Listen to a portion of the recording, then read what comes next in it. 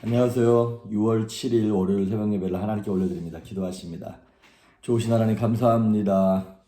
믿음의 주여 온전케 하시는 예수님을 오늘도 바라보며 그 말씀이 그 명령이 영생임을 깨닫고 주의 말씀에 우리의 마음을 엽니다. 오셔서 역사하시고 새롭게 하셔서 살아남에 회복되어 줄 수 있도록 이 땅을 살아가는 동안 세상 환경에 휩싸이지 아니하며 감정에 눌리지 아니하며 말씀으로 일어설 수 있도록 온 성도들에게 새 마음을 허락하여 주옵소서.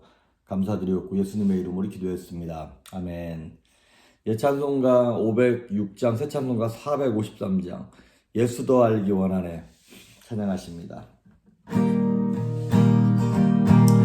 예수 더 알기 원하네 크고도 넓은 은혜와 대속해 주신 사랑을 간절히 알기 원하네 내 평생의 소원 내 평생의 소원 대속해 주신 사랑을 간절히 알기 원하네 성령이 스승 되셔서 날 가르치시고 거룩한 뜻을 깨달아 예수를 알게 하소서 내 평생의 소원 내 평생의 소원 대속해 주신 사랑을 간절히 알기 원하네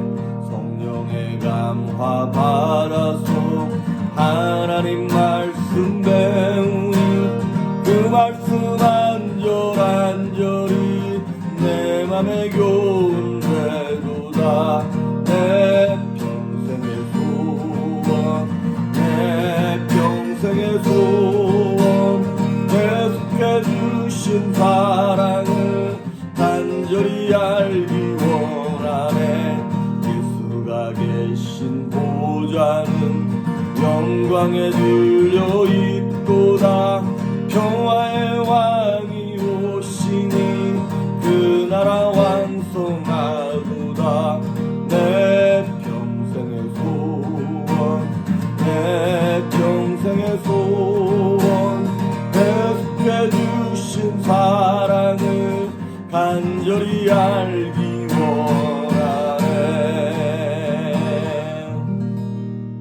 아멘. 오늘 우리에게 주시는 말씀은 사도행전 12장입니다. 12장 20절에서 25절에 있는 말씀까지 사도행전 12장 20절에서 25절까지 제가 번역해 올립니다. 헤롯이 두로와 시돈 사람들을 대단히 노여워하니 그들의 지방이 왕국에서 나는 양식을 먹는 까닭에 한마음으로 그에게 나와 왕의 침소 맡은 시나 블라스도를 설득하여 화목하기를 청한지라 헤롯이 나를 택하여 왕복을 입고 단상에 앉아 백성에게 연설하니 백성들이 크게 부르되 이것은 신의 소리요 사람의 소리가 아니라 하거늘 헤롯이 영광을 하나님께로 돌리지 아니하므로 주의 사자가 곧 친히 벌레에게 먹혀 죽으니라. 하나님의 말씀은 흥황하여 더하더라. 바나바와 사울이 부조하는 일을 마치고 마가라 하는 요한을 데리고 예루살렘에서 돌아오니라. 아멘. 예, 오늘이 이제 6월 첫 번째 월요일입니다. 6월 7일인데 우리가 비대면으로 이렇게 영상으로 새벽 예배를 올린 지 1년 3개월이 다 돼갑니다. 아마 제 생각에는 한 2달 정도 더 이렇게 해서 이제 가을 학기에 들어가면 이제 어느 정도 복구되면서 현장에서 새벽 예배를 이렇게 얼굴과 얼굴을 대면으로 할 수 있지 않을까 생각합니다. 지난 1년 3개월 동안 불편하고 어려운데 이렇게 함께 여기까지 오신 분들께 너무너무 감사를 드리고 앞으로 남은 한 2개월도 열심히 여러분 포기하지 마시고 여름방학 동안 또 이렇게 흐트러질 수 있으니까 정신을 차리고 우리 말씀에 가까이 하면 좋을 것 같습니다. 자, 오늘 본문의 내용은 이제 헤롯 왕이 죽는 내용이에요. 근데 이 헤롯이 우리가 알고 있는 대헤롯이 아니라 그 대헤롯의 예수님 당시 예수님을 죽이려고 했던 아기 예수를 죽이려고 했던 대헤롯의 손자인 헤롯 아그리파 1세에 관한 내용이에요. 대헤롯 당시에는 이제 물론 이 사람이 에돔 사람이긴 하지만 이제 이스라엘을 다스리고 있었기 때문에 대헤롯 당시에는 이스라엘이 어느 정도 이제 좀 이렇게 땅도 그렇고 왕권도 어느 정도는 강화된 상태에 있었어요. 그러고 있다가 대헤롯이 죽고 난 다음에 그 유대 땅이 아들 3명에 의하여 이렇게 분봉왕처럼 나눠져서 약화됐다가 이 헤롯 아그리파 1사가 왕이 되고 나서 그 왕권이 어느 정도 더 강화된 상태입니다. 그럼에도 불구하고 이 이스라엘 위에는 로마 황제가 다스리고 있었기 때문에 이 헤롯 아그리파 1세도 그 로마 황제의 눈치를 늘 보고 있었죠. 더군다나 이 이스라엘 땅이 워낙에 쿠데타나 테러가 많았기 때문에 로마 입장에서도 늘 신경을 쓰고 있었던 거예요. 그러다 보니까 이 헤롯 입장에서는 로마로부터 질책을 듣지 않게 하기 위하여 폭동이나 항거 이런 것들이 없도록 아주 강력한 강압 정책을 펴고 있었던 것이죠. 그래서 로마의 환심을 사기 위해서 또 유대 땅에 있는 그 유대인들의 환심을 사기 위해서 그 야고보 사도를 죽이고 이제 베드로도 죽이려고 감옥에 가뒀다가 그 하나님의 도우심으로 베드로가 풀려났었죠. 오늘 근데 20절에 보면 그랬던 헤롯 대왕이 두로와 시돈 사람들과 마찰이 일어납니다. 두로와 시돈 사람들이 그 이스라엘 그 유대 왕국에서 나는 음식을 사다가 먹었었는데 아마도 무슨 일로 인해서 헤롯 왕의 심기를 건드렸던 것 같습니다. 그래가지고 서로 이제 관계가 이렇게 어긋나면서 이제 헤롯이 분노하니까 이 두로와 시돈 사람들이 헤롯 측근에 있는 신하에게 이제 청을 넣어서 헤롯 왕과 화해하려고 그랬죠. 그랬을 때 헤롯이 가가지고 이제 연설을 했던 모양이에요. 그래서 연설을 했더니 21절에 보니까 헤롯이 나를 택하여 왕복을 입고 단상에 앉아 백성에게 연설하니 22절 백성들이 크게 부르되 이것은 신의 소리요 사람의 소리가 아니라 이제 아부하는 거죠. 자기들도 헤롯이 꼴보기 싫었겠죠. 하지만 먹고 살아야 되니까 이거는 뭐 신의 소리다. 이거 인간의 소리가 아니다. 막 이렇게 아부를 합니다. 그리했을 때 23절에 보니까 헤롯이 영광을 하나님께 돌리지 아니하므로 주의 사자가 친히 벌레에게 먹혀 죽으니라. 벌레에게 먹혀 죽었다. 뭐 이것이 이제 정확하게 어떤 병으로 죽었는지는 모르겠습니다만은 그것이 뭐 바이러스인지 뭔지는 모르겠습니다만은 어쨌든 하나님이 헤롯을 죽여버립니다. 왜? 영광을 하나님께 돌리지 않은 교만함 때문에. 그래서 오늘 제가 설교의 제목을 교만하면 죽을 수 있습니다라고 좀 삭막하게 적긴 했습니다만은 그렇습니다. 죄의 시작이라 그럴까요? 그것이 바로 이 온 우주가 만들어지기 전에 천상 세계에서 이 루시엘이 하나님의 영광을 가로채는 그 교만한 짓을 벌이다가 쫓겨난 거죠. 그래서 루시퍼가 된 것 아니겠습니까? 성경에서 나오는 것처럼 잠언에 나오는 말씀처럼 교만은 패망의 앞잡이라 그랬어요. 그 교만한 마음에는 하나님이 있지 않습니다. 그래서 교만한 사람들은 하나님을 이용해서 자기를 높이고 자신의 만족을 채우려고 하는 마음만 있을 뿐이지 하나님이 안 계시는 거예요. 그래서 그 엄청난 권력을 휘둘렀던 헤롯 왕도 우리가 하찮게 여기는 벌레에게 물려서 죽었다는 것이죠. 그렇습니다. 세상에 있는 모든 권세도 하나님의 손아귀에 있습니다.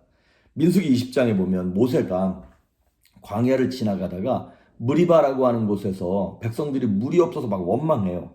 그때 하나님의 말씀을 듣고 반석을 명하여 물이 솟아나라 그러면 되는 건데 이제 모세가 짜증이 나는 거죠. 그 백성들이 하도 불신앙적으로 행동을 하니까 반석을 명해야 되는데 이 지팡이를 가지고 반석을 2번이나 칩니다. 그래서 이렇게 얘기하는 거죠. 내가 너희를 위하여 물을 내랴 그러면서 승질을 내면서 약간 이 백성들을 향하여 자기가 우월한 마음을 가졌던 것 같습니다.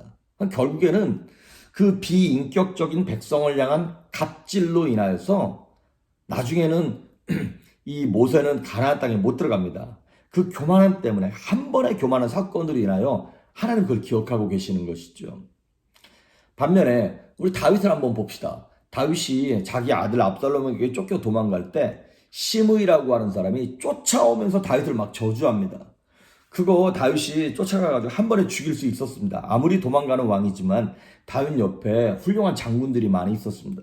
그래서 그 장군들이 명령만 하십시오. 저놈을 갖다가 그냥 죽이겠습니다. 그랬더니 다윗이 뭐라 그래요? 놔둬라. 하나님이 시킨 거면 어떻게 할래? 하나님이 나를 욕하라고 시킨 것 같으면 나 그거 받아들이겠다는 거예요. 그렇게 그 자신에게 있는 원통함, 억울함을 내가 해결하지 아니하고 하나님이 해결하시기를 원하는 마음으로 그 고통을 참아내는 겸손함 때문에 하나님이 어쩌면 다윗을 향하여 내 마음에 합한 사람이다 이렇게 얘기를 한 것이죠. 우리는 많은 경우에 막 환경과 싸우고 상황과 싸우고 막 그럴 생각만 해요. 예, 그런 상황과 환경을 놓고 기도하는 거는 괜찮습니다. 그런데 내가 힘이 있다고 내가 하나님께 여쭙지도 아니하고 내 힘을 가지고 그 상황을 바꾸려고 그럴 때 이거는 하나님의 권위를 향한 도전이 될 수 있다는 것입니다. 아시다시피 이번에 우리 교회가 건축에 관한 일로 인하여서 땅을 사내 마내 그 건물을 막 거의 살려고 거의 끝까지 갔던 거거든요. 건축위원회도 그렇고 사역부장님들도 그렇고 저도 마찬가지고 될 줄 알았어요. 아시다시피 우리 교회가 여지껏 몇 번 끝까지 갔다가 이렇게 한 몇 번 틀어진 적이 있었기 때문에 이번에도 긴장을 늦추지 아니하고 그래서 막 어찌 보면 약간 무리가 될 정도로 이거는 우리가 해야겠다 그래서 딜을 해가면서 거의 끝까지 왔는데 이번 것도 안 됐어요. 아쉬운 마음이 있습니다. 하지만 또 한편으로는 그 하나님을 향한 기대가 있어요. 하나님이 도대체 또 무슨 복을 어떻게 허락하시려고 어떤 건물을 우리에게 어떻게 좋게 허락하시려고 이런 상황을 또 엮어가셨나 싶어서 또 하나님을 기대하게 되더라고요. 우리가 돈이 있다고 내가 힘이 있다고 사람을 움직이고 법을 움직여서 내가 다 한다면 그건 하나님을 인정하지 않는 것이죠. 어찌 보면 오늘 헤롯도 자기가 힘이 있다고 이 두로와 시돈 사람들이 헤롯을 싫어했어요. 그런데 헤롯이 갖고 있는 권세, 돈 이것 때문에 저들이 고개를 숙이고 들어오는 것을 보고 헤롯도 그걸 조심하고 자기도 어떻게 하면 지혜롭게 다스릴까를 생각해야 되는데 자기가 힘이 있고 능력 있고 잘나서 저들이 고개를 숙이고 들어오는 줄 알고 교만을 계속 부렸던 것이죠. 그래서 그 교만 때문에 하나님이 헤롯 왕을 죽인 것입니다. 우리가 말씀에 죄의 싹은 사망이란 말이 있습니다. 자, 그 삭이란 말이 뭐냐면 웨이지란 뜻이에요. 그게 월급이란 말이잖아요. 죄의 삭, 죄를 지으면 그것에 대한 값을 준다는 거예요. 우리가 일을 하면 일에 대한 값을 받잖아요. 그 죄를 지으면 죄에 대한 값을 받는 게 사망인 거예요. 그러면 우리가 뭐 어디 가서 일을 한다. 그럼 일을 하면 아무 때나 월급을 받는 게 아니죠. 그런 것처럼 이걸 우리가 하지만 급할 때는 값을 할 수 있죠. 그런 것처럼 죄의 삭도 아무 때나 오는 게 아니에요. 죄의 값을 아무 때나 사망이 오는 게 아니에요. 여러분, 죄 졌다 그래서 그 죄의 값으로 아무 때나 죽으면 이 땅에 살아남았을 사람이 누가 있습니까? 우리가 그 값을 받기 전에 회개하기도 하고 그러니까 우리가 여지껏 살아있는 것이죠. 그런데 가끔 그 죄를 짓고 난 다음에 그거를 값을 해서 받아가는 그 값을 받아가는 사람이 있어요. 아직 죽을 때가 아닌 것 같은데 그 죄의 값을 받는 사람이 있어요. 언제? 그 죄가 너무 심할 때. 정 때를 쓰면 죽여달라고 때를 쓰면 그 교만이 하늘을 찌르면 하나님께서 그 죄의 값을 주는 경우가 있습니다. 이 헤롯이 지금 그런 케이스인 거죠. 그러니까 우리는 교만하지 말고 우리에게 허락되어진 복을 이렇게 감사함으로 누리는 그 믿음이 필요한 것입니다. 그러고 난 다음에 24절 보면 뭐라고 나와 있냐면 하나님의 말씀은 흥왕하여 가니라 이렇게 나와 있어요. 자, 반면 핍박받던 복음은 연약한데 더 왕성해지는 거예요. 여러분, 이 사도행전의 저자가 누굽니까? 누가죠. 누가가 이 사도행전 12장을 쭉 기록하면서 아주 재밌는 구조로 이걸 기록했어요. 맨 앞부분에 보면 헤롯이 승리한 것처럼 보여요.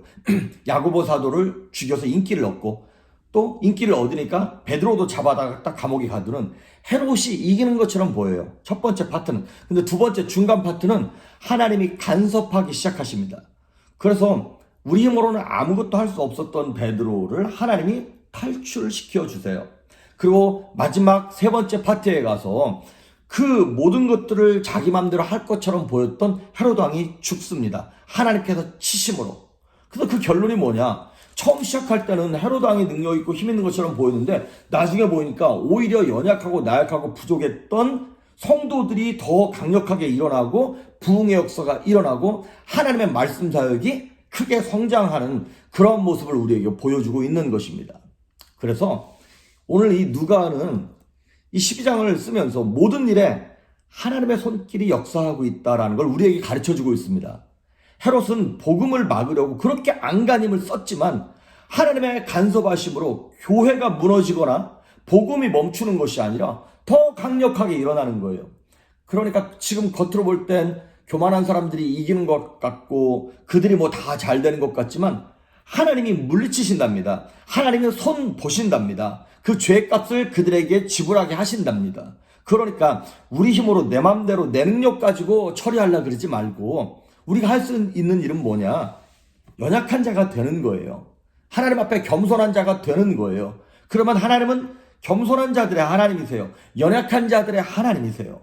그래서 우리가 생각지도 않았던 복음이 흥왕하여 일어나면서 이제 드디어 13장이 시작되는 거예요.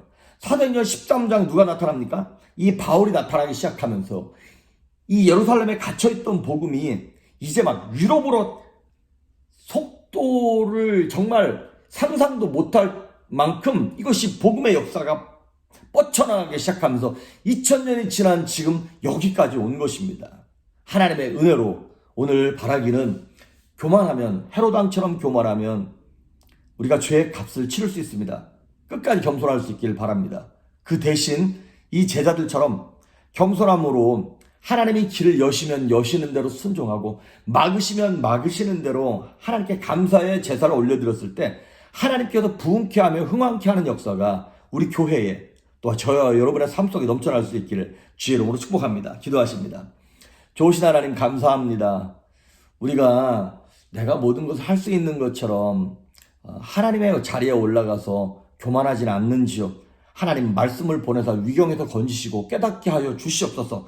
겸손한 자가 되므로 겸손한 자에게 은혜를 베푸시는 하늘의 신령한 복을 누릴 수 있도록 온 성도들에게 가난한 마음, 애통하는 마음을 허락하여 주옵소서. 감사드리옵고 예수님의 이름으로 기도했습니다. 아멘.